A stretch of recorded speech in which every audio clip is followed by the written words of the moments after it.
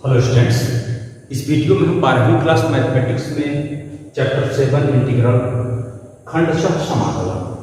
आज मेरा टॉपिक होगा खंडशः समाकलन, इंटीग्रेशन बाय पार्ट। इसके पहले जो चीज़ों को हम लोग पढ़ चुके, थोड़ा सा कुछ इंटीग्रेशन के बारे में देखते हैं। हम इस टाइप का इंटीग्रेशन पढ़ चुके, जैसे आपसे कहा जाए यक्ष साइन यक्ष स्क्वायर का समाकलन कीजिए। आप क्या करेंगे? बाय सब्स्टिट्यूशन हम ये मानेंगे यक्ष स्क्वायर इक्वल टी, तो दिस इम्प्लाई यक्ष dx इक्वल dt। इस तरह से इसको हम लगा सकते हैं और आप सवाल लगा भी चुके इसको।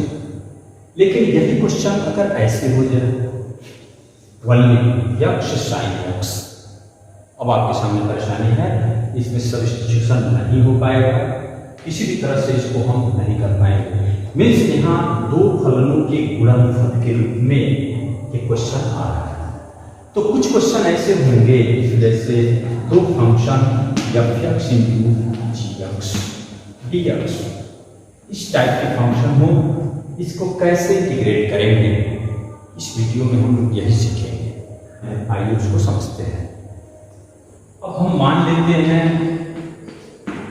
u और v दो फंक्शन है जो डिफरेंशिएबल है। माना u और v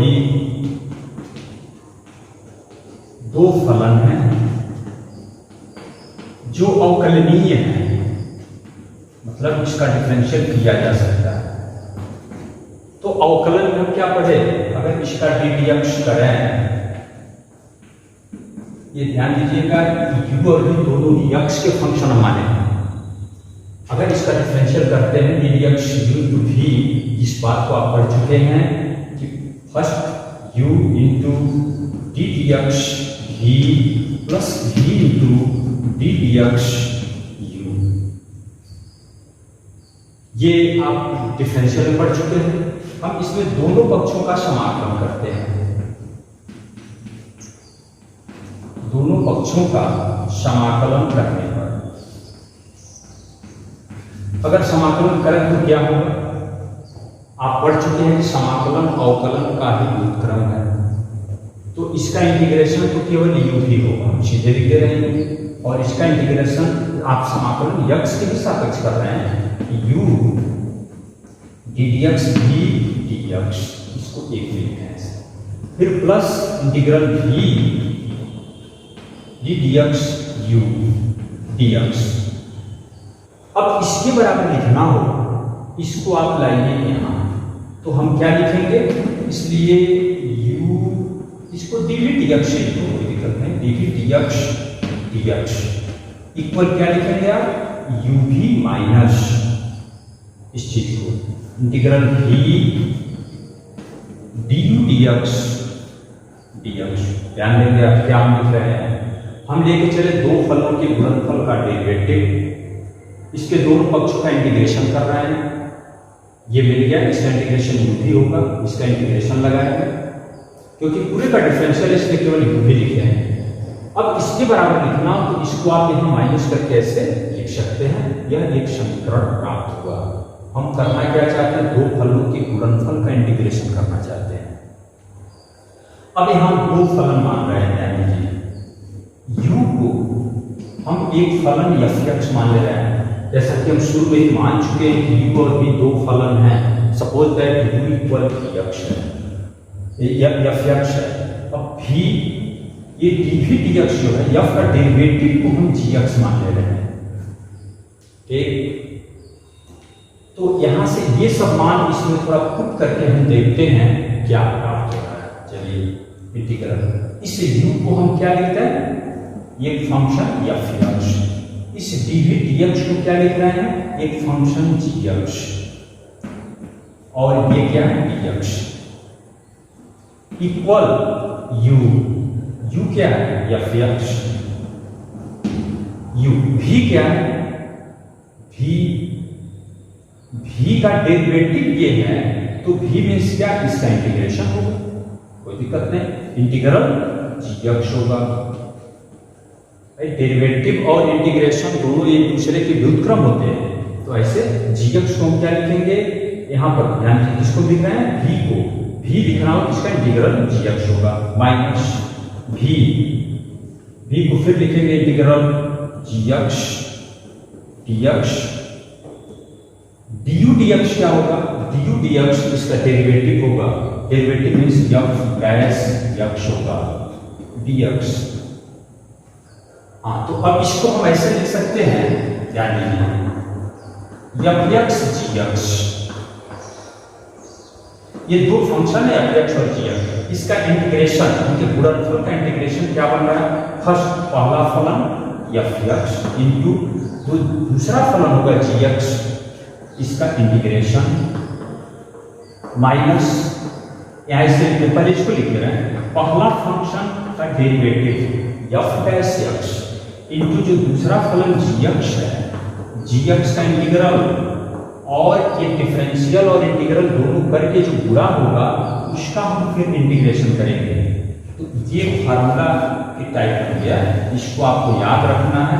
ये सूत्र क्या, इसको याद रखेंगे, दो फलनों के गुणनफल का समाकलन, इसको शब्दों में पढ़े, पहला फलन इंटू दूसरे फलन का समाकलन माइनस पहले फलन का डिफरेंशियल इंटू दूसरे फलन का फिर इंटीग्रेशन करके फिर ये गुणा करके आप देखेंगे तो क्या आता है, उसका फिर इंटीग्रेशन करना होगा।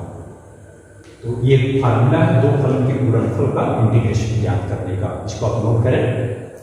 अब हमें ये सूत्र प्राप्त हो चुका, fx gx, दो फलन है का डिफरेंशियल, पहला फलन, इसको शब्दों में पढ़ सकते हैं कि प्रथम फलन को सीधे लिखना, प्रथम फलन गुणे द्वितीय फलन का समाकलन, फिर माइनस इंटीग्रेशन, पहले फलन का अवकलज गुणे द्वितीय का समाकलन, दोनों का गुणा करके जो आएगा फिर उसका इंटीग्रेशन करेंगे और ये जो प्राप्त होगा वो इन दो फलों के समाकलन के बराबर होगा। जैसे एक एग्जाम्पल आप देखेंगे यहाँ, सपोज दैट आपको ज्ञात करना है x sin x dx।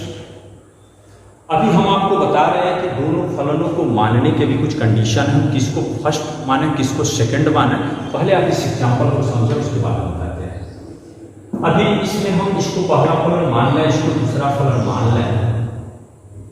ध्यान दीजिए, कोई सवाल कोई क्वेश्चन ऐसे लगाना है तो पहले आपका ध्यान सब्स्टिट्यूशन पे जाना चाहिए। अगर सब्स्टिट्यूशन से करके आप इसको सॉल्व कर सकते हैं तो इंटीग्रेशन बाई पार्ट में आने की कोई जरूरत नहीं है। सपोज दैट एक्स स्क्वायर रहता तो एक्स स्क्वायर को टी मान के ही आप लगाते, एक्स dt एक सिंगल फलन में बदल जाता, वहां से हमारा प्रॉब्लम सॉल्व। लेकिन यहाँ सब्स्टिट्यूशन नहीं हो पाएगा, इसलिए हम इसको फर्स्ट इसको सेकंड अभी मान रहे हैं। तो हमारा फार्मूला क्या है, पहला फलन सीधे नोट करना है x sin x, सेकंड का इंटीग्रेशन, सेकंड sin x का इंटीग्रेशन dx होगा, फिर माइनस पहले फलन का डिफरेंशियल f डैश x यानी वही dx हो गया, dx x यहाँ पे पहला फलन होगा into integral sin x dx, दूसरे का इंटीग्रेशन। अब इसका फिर इंटीग्रेशन करेंगे आप, x sin x का इंटीग्रेशन क्या होगा, minus cos x minus dx x क्या होगा 1 और ये आपका माइनस cos x dx, ये माइनस x cos x, ये माइनस माइनस प्लस होगा, इंटीग्रेशन cos x dx और ये हो गया minus x cos x plus sin x plus c, जैसे आप लगाते हैं c लगाएंगे। तो ये दो फलन का गुणनफल इस फार्मूले का प्रयोग करके हम ऐसे लगा सकते हैं। एक चीज, इसी क्वेश्चन को हम ऐसे लगाते, मान लो sin x को पहला फलन मान लेते और दूसरे को x मान लेते तो क्या प्रॉब्लम होता, क्योंकि गुणा है, आप इसको आगे इसको बाद में भी कर सकते हैं। थोड़ा सा हम एक स्टेप आगे चल के देखते हैं।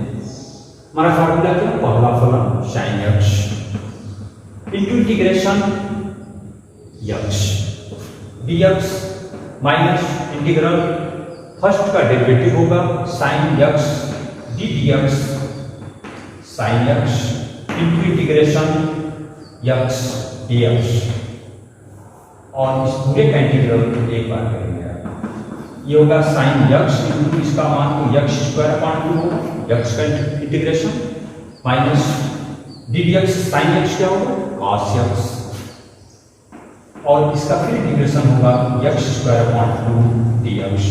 अब यहाँ फिर दो फलन हो गया और यहाँ इसका घात भी बढ़ गया, पावर बढ़ गया, और प्रॉब्लम होगा इसको फिर दूसरी बार माने इसको पहला इसका दूसरा, तो शायद सेकंड वाले में फिर यक्ष डूब आ जाएगा, परेशानी बढ़ती जाएगी। तो बच्चों कोई भी सवाल हम इंटीग्रेशन बाय पार्ट से करेंगे तो हम सबसे पहले हमारा ध्यान इस पर आएगा हम किसको पहला माने किसको दूसरा माने। आपके सामने क्वेश्चन है, हम पहला इसको माने, बिजली सॉल्व हुआ, पहला इसको मान रहे हैं तो हमारे सामने प्रॉब्लम है, शायद सॉल्व भी नहीं हो पा रहा है। तो उसमें क्या टिक होगा फलनों को मानने का, फर्स्ट किसको माने सेकंड किसको माने, इसके बारे में कुछ आपको टिक बता रहे हैं, उसको ध्यान से देखें। उसमें तरीका ये होता है, सबसे पहले हम ये देखेंगे कि जो दो फंक्शन हमारे पास हैं किसका किसका गुणा है, यहाँ क्या है यक्ष और साइन यक्ष, दो फंक्शन है। फर्स्ट ऑफ ऑल हम सोचेंगे क्या दोनों फलन अलग अलग इंटीग्रेबल हैं, इन दोनों का अलग अलग, जैसे इंटीग्रल यक्ष इंटीग्रल साइन यक्ष आप जानते हैं कि नहीं जानते हैं, बिल्कुल जानते हैं, यक्ष का भी जानते हैं और साइन यक्ष का अलग अलग जानते हैं। तो ऐसा है तो जो पॉलिनोमियल टाइप होगा यक्ष और n के रूप का होगा उसी को सदैव पहला फलन मानेंगे। पहले आप ये चेकअप करेंगे कि क्या दोनों का इंटीग्रल आप जानते हैं कि नहीं। अगर दोनों का इंटीग्रल जानते हैं तो जो फंक्शन यक्ष और n के रूप का, जैसे 1 ये क्वेश्चन ऐसा भी हो सकता है यक्ष स्क्वायर साइन यक्ष भी हो सकता है, तो फिलहाल ये भी तो यक्ष और n के रूप का दोनों इंटीग्रेबल है, तो आप यक्ष और n को फर्स्ट मानेंगे। ओके, एक मेथड ये हो गया। दूसरा मेथड ये, दूसरा पॉइंट ये होगा, सपोज दैट यक्ष लॉग यक्ष, तो आप क्या देख रहे हैं, सबसे पहले क्या सोच रहे हैं कि क्या दोनों का इंटीग्रेशन आप जानते हैं, यक्ष और लॉग यक्ष का इंटीग्रल यक्ष स्क्वायर बाई 2, लॉग यक्ष का नहीं पता है। तो जब नहीं पता होगा ये कुछ भी हो तो इसी को आप फर्स्ट मानेंगे, उसको आप पहला फलन हमेशा मानेंगे जिसका इंटीग्रेशन नहीं जानते हैं। तो ध्यान दीजिए कोई भी फंक्शन ऐसे जो इंटीग्रेशन करना होगा आपको, उसमें अब ये ध्यान दीजिए कोई लॉग के रूप में आ रहा हो, इनवर्स के रूप में आ रहा हो, साइन इनवर्स हो, कॉस इनवर्स हो, इस टाइप का हो, तो बच्चों इसको ही हमेशा हम पहला फलन मानेंगे। इसके साथ में कुछ भी हो, जैसे यक्ष लॉग यक्ष हो, कुछ हो यक्ष स्क्वायर साइन इनवर्स यक्ष हो, तो आप हमेशा इसको पहला मानेंगे। अब दोनों का पता होता है इंटीग्रेशन तो आप इसको पहला मानते हैं, तो ये हमारा मेथड होगा ये पहला फलन मानने का। हाँ, तो कुछ क्वेश्चन ऐसे भी आते हैं, आपका ध्यान दीजिए, e टू द पावर यक्ष साइन यक्ष या फिर e टू द पावर यक्ष कॉस यक्ष के टाइप के कुछ फंक्शन होते हैं, इसका इंटीग्रेशन कैसे करते हैं ये कुछ अलग किस्म का होगा। इसमें हमेशा हम e पर यक्ष को पहला और साइन यक्ष को दूसरा फलन मानेंगे। थोड़ा सा हम इसको शुरू करते हैं, देखते हैं। तो इस फॉर्मूले को लगाते हैं, तो पहला फलन e to the power x into integration second sine x dx minus क्या लिखेंगे f का x, तो ddx इसका first e to the power x minus into दूसरे का इंटीग्रेशन साइन x का इंटीग्रल, ऐसे लगाते हैं आप। आगे बढ़े, e to the power x sine x का इंटीग्रेशन क्या होगा cos x minus cos x और minus e to the power x sine x का integration minus cos x dx, ये minus e to the power x cos x plus e to the power x cos x dx plus c आप लगा सकते हैं। अब यहाँ पर आप लोग ध्यान दीजिए, ये क्वेश्चन हमारे e to the power x sin x में था, e to the power x cos x में बन गया, ये लग रहा है कि समाप्त नहीं होगा। एक स्टेप और चलते हैं, e to the power x cos x plus फिर इसमें दो part, first e to the power x into integration cos x dx, इसको लगा रहे पहला फलन e to the power x into दूसरे का इंटीग्रल माइनस पहले का differential d dx e to the power x into integration second क्या cos x dx, और इन दोनों का गुणा करने के बाद फिर integration minus e to the power x cos x plus e to the power x cos x का इंटीग्रेशन साइन एक्स होगा minus e to the power x differential e to the power x cos x का integration sine x dx। बच्चों ऐसा लग रहा है कि ये इंटीग्रेशन कभी समाप्त होगा ही नहीं, फिर इसमें दो पार्ट में लेके चले तो फिर अगले बार फिर p पर cos x बनेगा और इसके आगे कुछ और आएगा। ऐसे केस में देखिए ये पूरा का पूरा सेम क्वेश्चन बन चुका है, इसको हम यहाँ सीधे i कर लेते हैं।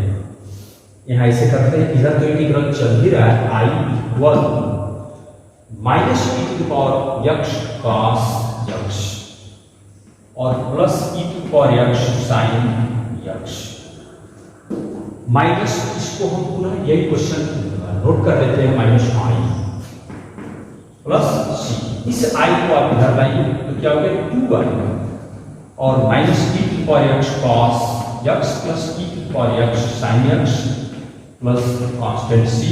आई का मान यहां से मिलेगा 1/2 minus e to the power x cos x plus e to the power x sine x. इस तरह से इसका इंटीग्रेशन होगा। ये बाई 2 आप यहां लिख सकते हैं, पहले हम सी डैश मान लेते हैं। अब ये सी डैश बाई 2 जब होगा उसको हम कैपिटल सी कर लेते हैं, बाई 2 इसी स्टेप में आएगा, सी डैश बाई 2 को हम सी लिख लिए। तो ऐसे कुछ क्वेश्चन ऐसे होंगे जिसका हम इंटीग्रेशन बाई पार्ट करेंगे तो ये कभी ये खत्म नहीं होगा, समाप्त नहीं होगा। एक समय ऐसा आएगा ये फिर पूरा क्वेश्चन बनेगा, उसको बाएं पक्ष में हम ट्रांसफर करके फिर इंटीग्रेशन ऐसे निकालेंगे। तो e to the power x sine x e to the power x cos x ये विशेष टाइप का इंटीग्रल है, इसको आप ध्यान देंगे ऐसे कैसे इसको सॉल्व करना है। इसमें खंडशः तो हो रहा है लेकिन आप एक्स को पहला साइन एक्स को दूसरा फलन मान के आप ऐसे लगाएंगे। और एक टाइप का और इंटीग्रेशन है, अब कोई क्वेश्चन ऐसा हो e to the power x f x और इसका डेरिवेटिव उसी दे एफ डैश एक्स इसका योग हो तो थोड़ा सा हम इसको सॉल्व करके देखते हैं। इसका बुरा करो e to the power x f x dx plus इसका बुरा इसमें करना e to the power x f dash x dx और इसमें हम इसको पहला फलन मान रहे हैं, ध्यान दो f x e to the power x dx ऐसे लिखकर इसको ऐसे छोड़ दीजिए आप इस टाइप में। अब इसमें आप ये फार्मूला लगाइए, पहला फलन f x into integral e to the power x dx तृतीय का इंटीग्रेशन माइनस फर्स्ट का डिफरेंशियल तो हम एफ डैश एक्स से लिखते हैं सीधे into integration e to the power x dx और इसका एक में गुणा करने के बाद फिर इंटीग्रेशन करना है, फिर प्लस ये वाला मान e to the power x f dash x dx ऐसे लिखिए। F x e to the power x इसका इंटीग्रेशन तो ई एक्स ही होगा माइनस इसको हम पहले लिखते हैं e to the power x का इंटीग्रल ई पर एक्स होगा, ये एफ डैश एक्स है dx plus e to the power x into f dash x dx। ध्यान दीजिए पॉजिटिव है निगेटिव है कैंसिल हो गया, तो ऐसे केस में क्या मिला integral e to the power x f x plus f dash x dx ऐसे हो, इसका मान आप सीधे लिखेंगे e to the power x f x plus C constant लगाएंगे f x e to the power x e to the power x में f x से गुणा करके वो आंसर आप डायरेक्ट भी लिख सकते हैं बिना सॉल्व किए। जैसे आपके सामने क्वेश्चन हो इसको आप नोट करें, वीडियो रोक के नोट करें, मिटा रहे हैं। जैसे आपके सामने इंटीग्रेशन हो e to the power x tan inverse x plus 1/1 plus x square dx।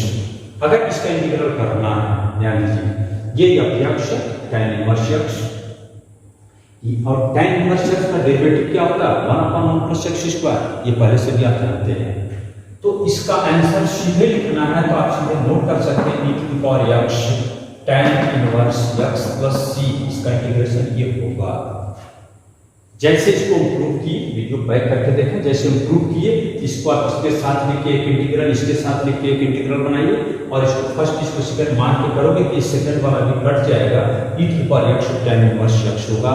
तो अगर इसको आप ध्यान देते हैं ये फार्मूला, तो इसमें आप इन सब चीजों को डायरेक्ट लिख सकते हैं ऐसे सवालों को। और भी कोई सवाल दे सकते हैं, e to power x sin x plus cos x का इंटीग्रेशन करना हो, तो जैसा कि आप देख रहे हैं sin x का डेरिवेटिव cos x है, d dx sin x cos x होता है, तो आप इसका आंसर डायरेक्ट लिखोगे e to the power x sin x plus c होगा।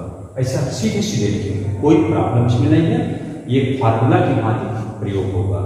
तो बच्चों अब इस तरह से इन सब चीज़ों को ध्यान में रखते हुए आप थोड़ा सा अपने बुक से एग्जाम्पल वगैरह देखिए और इसके आधार पर अभी आप क्वेश्चन एक्सरसाइज 7.6 के क्वेश्चन को लगाना शुरू कर लें। मेरा तब तक वीडियो आएगा, आप उसे मिलान कर लेंगे, आप जो लगाए सही है या फिर